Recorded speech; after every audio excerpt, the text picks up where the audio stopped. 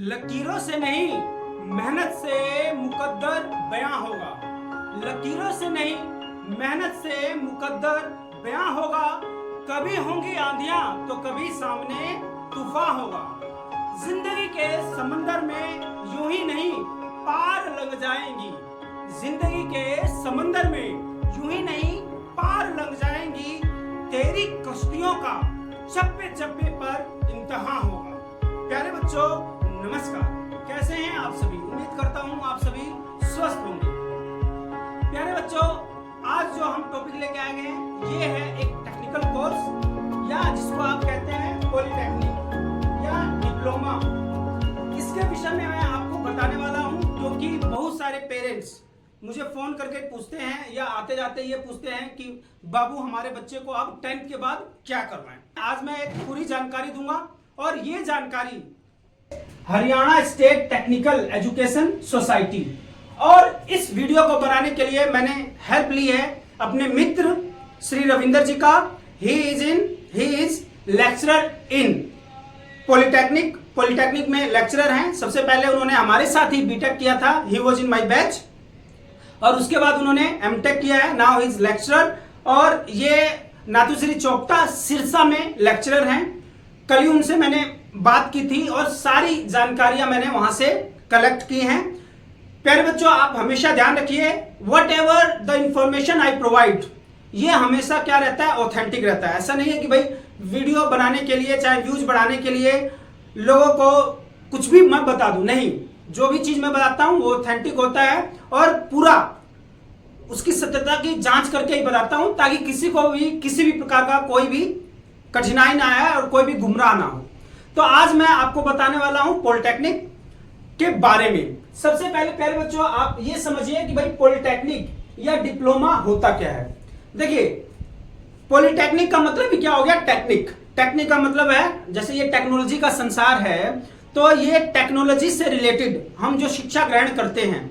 और पोली का मतलब क्या होता है, मैनी। पोली का मतलब क्या हो गया, मैनी। तो हम बहुत सारी टेक्निक सीख लेते हैं during this 3 year diploma programme.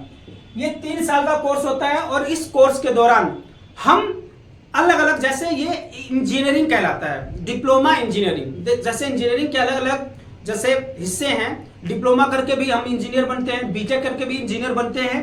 तो ये जो है ये डिप्लोमा इंजीनियरिंग कहलाता है। एंड इसका जो समय है, कितने साल लगते हैं आपको, 3 साल लगते हैं और 12वीं के बाद 2 साल लगते हैं। तो सारी चीजें मैं डिटेल से बताऊंगा कि कौन अप्लाई कर सकता है, एंट्रेंस एग्जाम कैसे होता है, और ये सारी डिटेल आपको इस वीडियो में मिलेगी।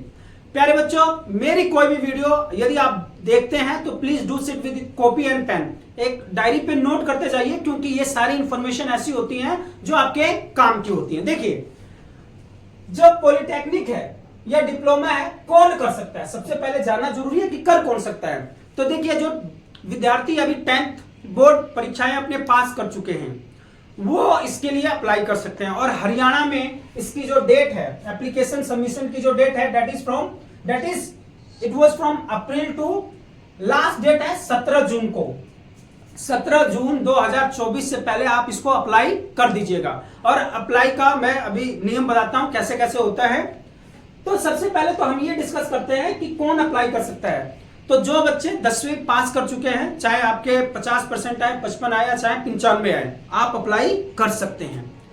आपने अगर 12th कर ली है तो अगर 12th भी आपने किससे किया है, नॉन मेडिकल से, पीसीएम से की है, तो भी आप इसके लिए अप्लाई कर सकते हैं। आपका डायरेक्ट एडमिशन कौन से ईयर में हो जाएगा, 2nd ईयर में। कौन से ईयर में हो जाएगा, 2nd ईयर में।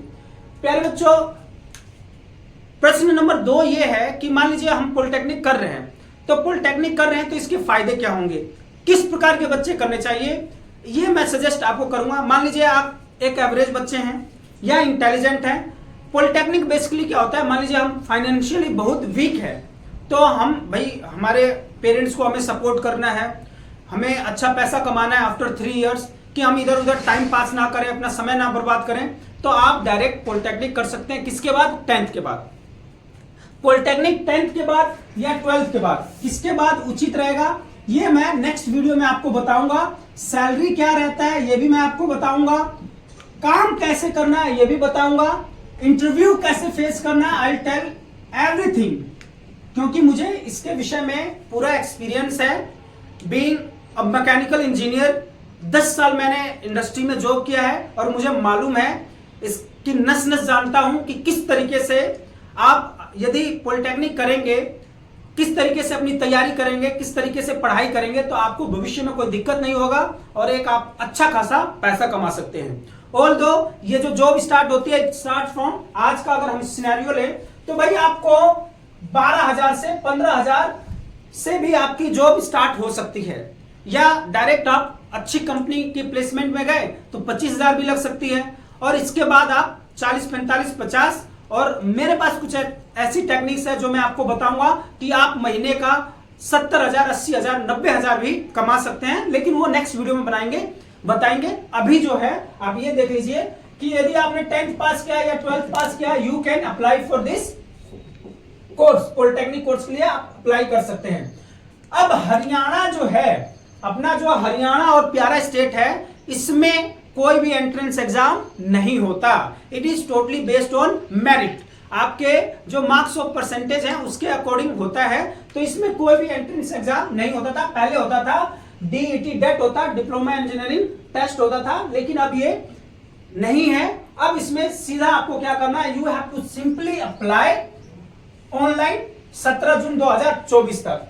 फिर बच्चों ऑफलाइन भी आप अप्लाई कर सकते हैं। क्या होता है, कई बार हमें 10th के बाद हम इतने डेवलप नहीं होते, मैच्योर नहीं हो सकते कि हम ऑनलाइन अप्लाई कर सके, तो कोई भी दिक्कत नहीं है। आप कॉलेज में जाइए, आप अपने पास के कॉलेज में जाएंगे। फॉर एग्जांपल अगर हम यहाँ हिसार की बात करें तो हिसार का गवर्नमेंट पॉलिटेक्निक कॉलेज है, तो आप वहां पे जाएंगे तो वहां पे अलग अलग डिपार्टमेंट्स के टीचर्स, लेक्चरर्स बैठे हुए होंगे।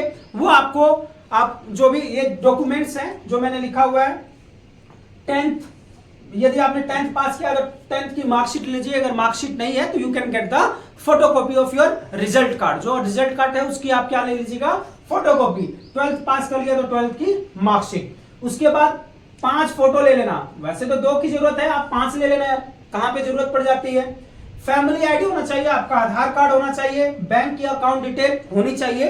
प्यारे बच्चों अभी 17 जून तक फॉर्म भरे जा रहे हैं, तो आप 15-16 तक भर दीजिए, और ये सारी जो कॉपीज है, ये डॉक्यूमेंट्स हैं, आप रेडी रखिए, है ना। बैंक अकाउंट खुलवा लीजिए। इसके बाद डोमिसाइल सर्टिफिकेट, हरियाणा का जो रेजिडेंट सर्टिफिकेट है वो अपना बनवा लीजिए if you are in Haryana. Character certificate आपको स्कूल से ही मिल जाएगा। मेडिकल सर्टिफिकेट गवर्नमेंट जो हॉस्पिटल्स हैं वहां से आप बनवा लीजिए।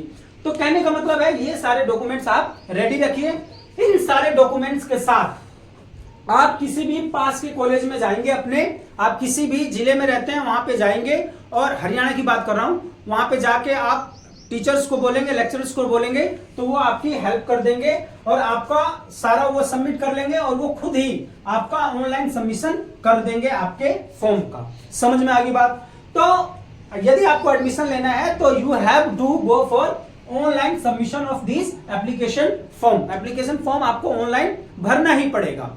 कई बार कहते हैं ना कि नहीं हम ऑफलाइन कर लेंगे, तो बेटा ऑफलाइन करने का क्या तरीका है, आपकी पहली और दूसरी काउंसलिंग हो जाएगी ना, तब जाके, जैसे हमने 17 तारीख तक हमने सारा डिटेल भर दिया अपनी, हमने सबमिशन कर दिया, अपना एप्लीकेशन सबमिट कर दिया that we want to apply for polytechnic course, ठीक है।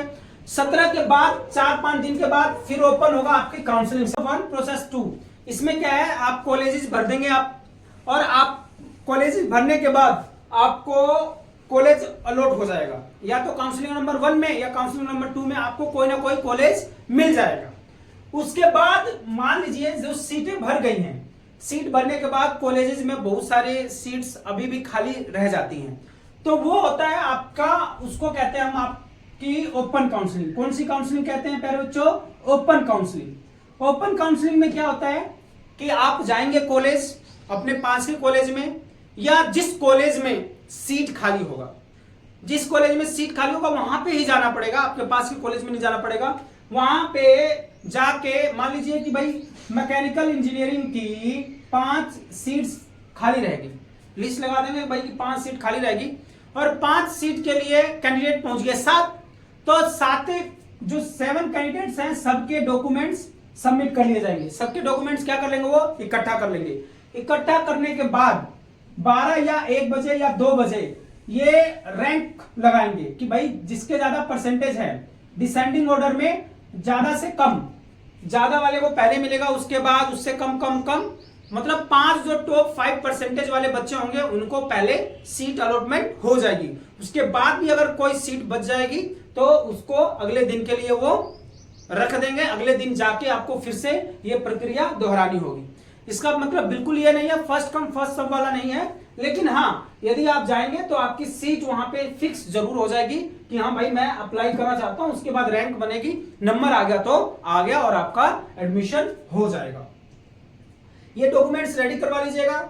इसके बाद प्यारे बच्चों बात आती है एक चीज और, अदर स्टेट्स की।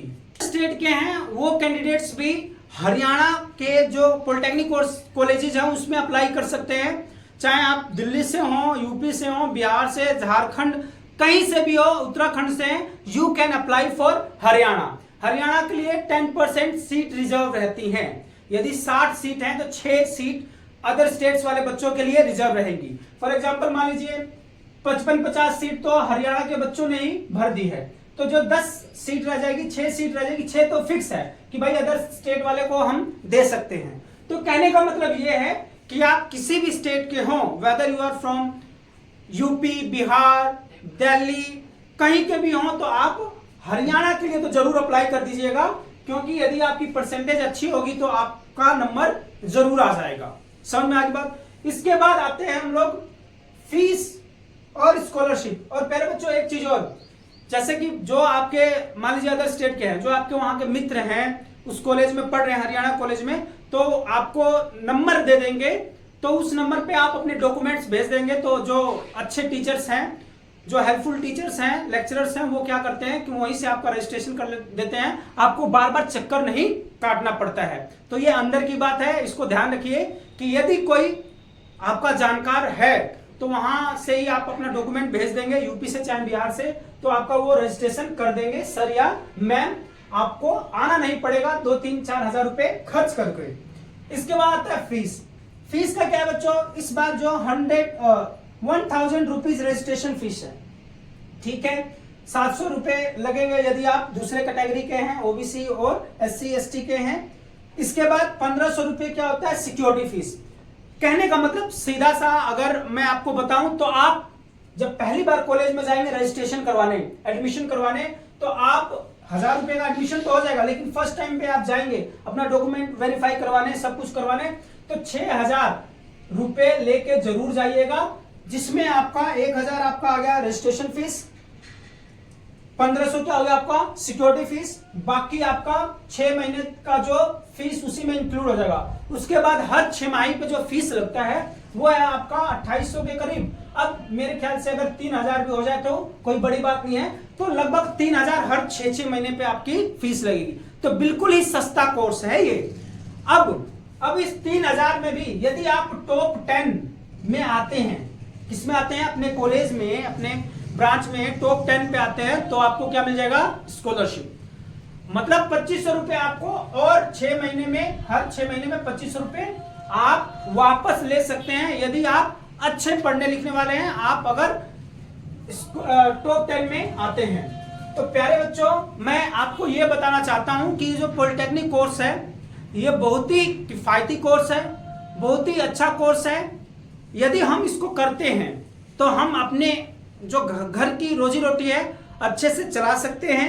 अपने जो पेरेंट्स हैं, फाइनेंशियल बैकग्राउंड अगर उनका सही नहीं है तो हम उनकी हेल्प कर सकते हैं। तो ये सारा प्रोसेस था, how to take admission in polytechnic colleges या डिप्लोमा कोर्स के लिए हम कैसे अप्लाई करें। प्यारे बच्चों, मैं आपको बता दूं अपने बारे में, मुझे 10 साल का अनुभव है।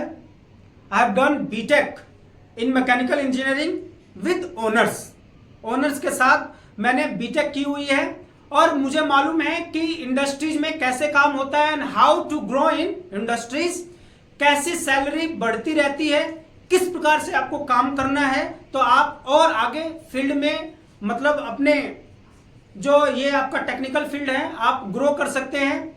देखिए, कोर्स कोई भी छोटा या बड़ा नहीं होता, हमारा माइंडसेट उसको छोटा या बड़ा बनाता है। डिप्लोमा करके भी आप 1 लाख रुपए कमा सकते हैं। क्या बोला मैंने? डिप्लोमा करके भी आप 1 लाख रुपया कमा सकते हैं। ये मैं आपको बताऊंगा कैसे। तब तक आप इन बातों पे ध्यान दीजिए। आप अपना अगर रजिस्ट्रेशन नहीं करवाया आपने तो रजिस्ट्रेशन कीजिए, एप्लीकेशन फॉर्म भरिए, सो डेट कि आप समय रहते एडमिशन अपना करवा लें। नेक्स्ट वीडियो में हम मिलेंगे कि which option is better, whether we have to apply for this polytechnic course after 10th class और by 12th class. 12th class के बाद अप्लाई करें या 10th क्लास के बाद अप्लाई करें। अगली वीडियो में मैं आपको डिटेल से बताऊंगा। यदि आप नए हैं और इस प्रकार के आपको आगे वीडियोज में मैं आपको यह भी बताऊंगा हाउ टू गिव इंटरव्यू कैसे फेस करें। यह बड़ी चीज नहीं है। आफ्टर डिप्लोमा होने के बाद अगर हम 60, 65, 70% पा रहे हैं और हमें जॉब लेनी है तो जॉब लेना कोई भी बड़ी बात नहीं है। आपका प्लेसमेंट हो जाएगा, लेकिन आपको दमदार बनना पड़ेगा। यदि आपको दमदार बनना है तो आप इस चैनल को सब्सक्राइब कर दीजिए। समय समय पर मैं आपको बताते रहूंगा how to excel in your technical profession.